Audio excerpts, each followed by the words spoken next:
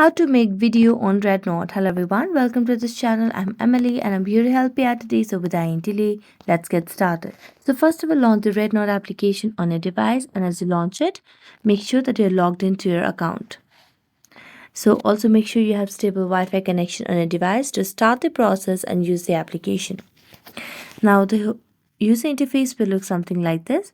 So all you have to do is just tap on this plus icon over here at the bottom, and as you do that, you can just tap on the plus icon and then tap on the camera icon at the bottom of the screen.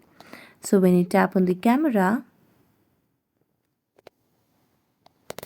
you'll be able to just make a video by just tapping on the video, and it will start recording the video. And when you're done, just stop it and then tap on the check mark over here, which is done section. So just tap on done. So as you tap on done, you can make the necessary edits over here, and after doing necessary edits, tap on next, and you can add different descriptions and you can add music and so on. So just tap on next and you can have your title, description, you can tag people and so on, and then tap on post. So that's how you make video on Rednote. So thank you so much for watching this video. See you next time.